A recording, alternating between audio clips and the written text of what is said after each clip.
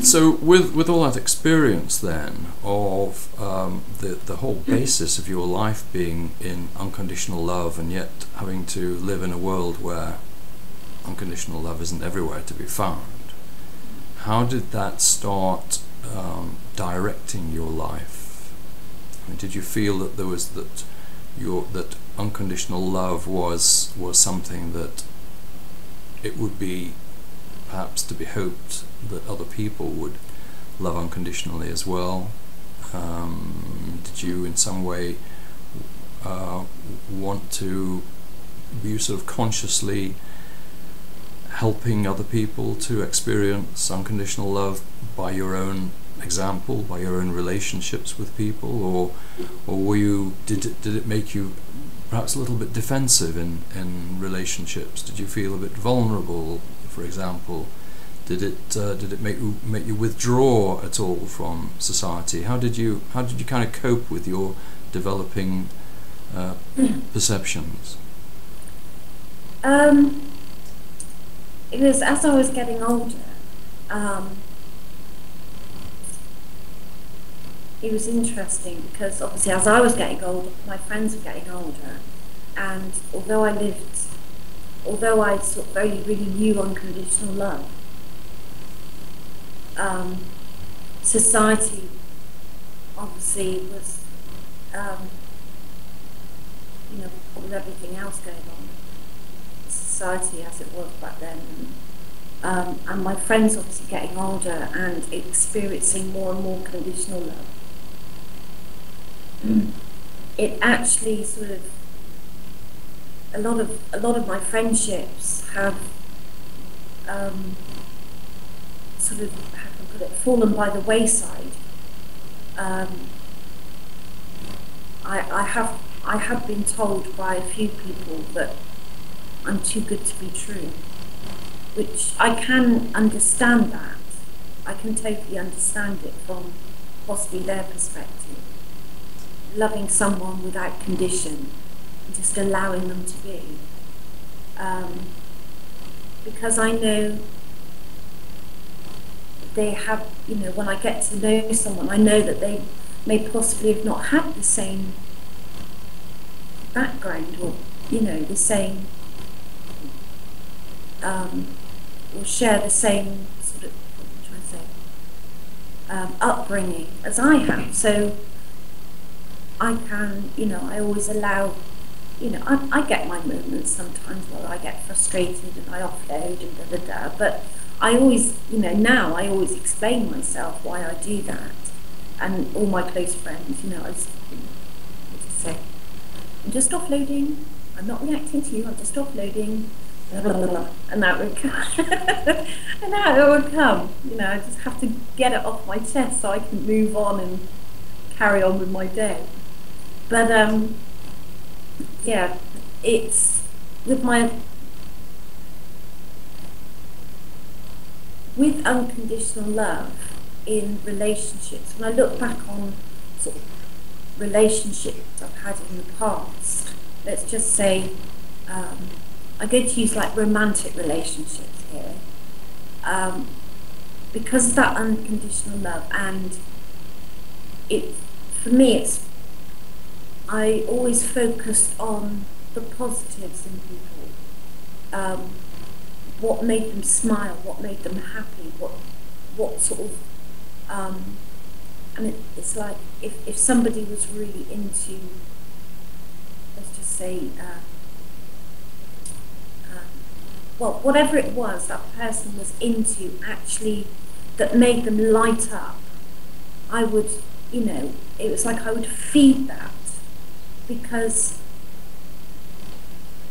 sort of feed it, what you focus on, you feed, and it's sort of feeding that out of them, because just to allow them to sort of come into their own and allow them to be who they were.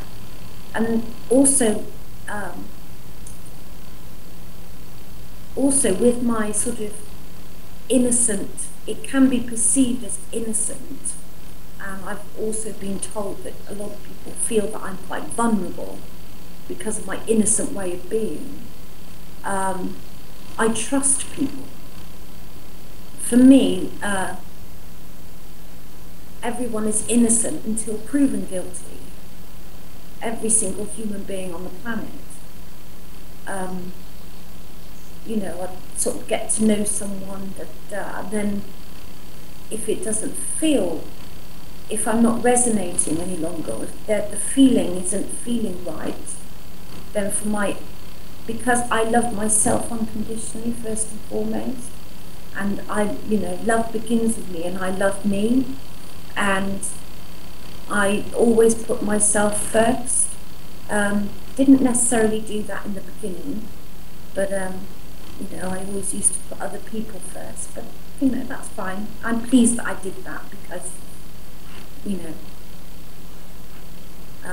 I wouldn't have known that I had to put me first had I not experienced that. Yeah. So how did that begin to work out in terms of career, for example? How is your activity or work or whatever you might, hobbies or whatever you might call it? How did that start working out? Well,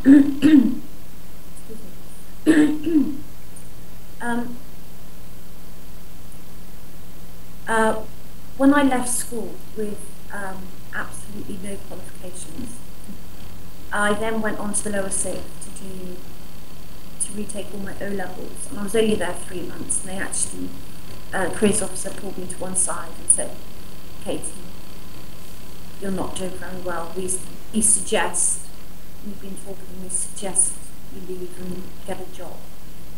And I had absolutely no idea what I wanted to do, because I've always really lived in the now. And I look back and it's like, the future for me is like, well, I've got plans for the future, but I'm not attached to them. So I used to take each day as it came.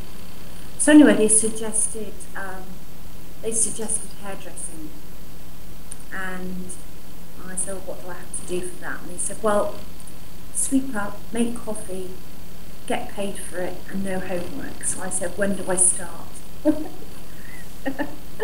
Anyway, that was 28 years ago, and I'm still doing it. But where I work now, my boss, Kiri, he also loves unconditionally, and we've been working side by side now for 17 and a half years, and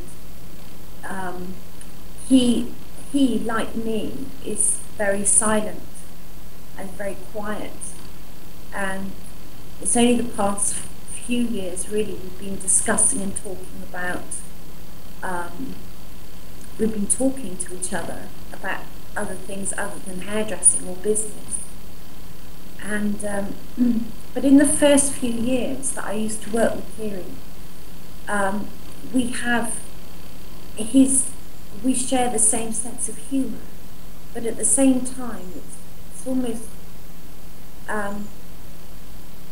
we didn't need to speak to each other. We both just knew, and it was from that relationship that I became aware that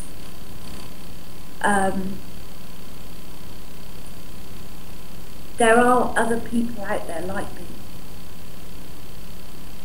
And we just, as I said, probably for about the first 8-9 years, we had silent communication, but with deep, deep, deep respect and unconditional love for each other. But we never verbalized it, we didn't have to. So that was lovely. And it's great now that, that I can actually speak about it, and he speaks about it as well, and we have some brilliant conversations with him. So in work, that's brilliant. Again, the same with my relationship that I'm in now, the unconditional love that we have for each other. Two people completely different, poles apart from each other. But because we love each other unconditionally, we just allow each other to be. You know, that's been a journey all by itself, but it's been for me, it's been a fun journey. It's been a great outlet for me to bless him. He won't like being called an outlet, but anyway. It's been a great outlet for me to actually how can I put it? Practice unconditional love with even in those intense moments, even in those moments when you just, you know, you have to, you know, I've so many times I've had to really go within and say, right, if he's just being who he is, and he's just reacting, and don't take it personally, it's got nothing to do with me, Unconditional love. What would your mum do? What would your dad do? What would your sister do? Okay, fine, yes, that's what they do. They just laugh at it. But just, you know, inwardly. I don't laugh at people. I don't laugh at people because I'm not here. I'm not, me as a human being, I am not here to offend anyone. And, you know, if I do, I'm always, you know, I always apologise afterwards if I have. You know, so that's, my inner sense of humour kicks in quite often. Yeah. Lovely.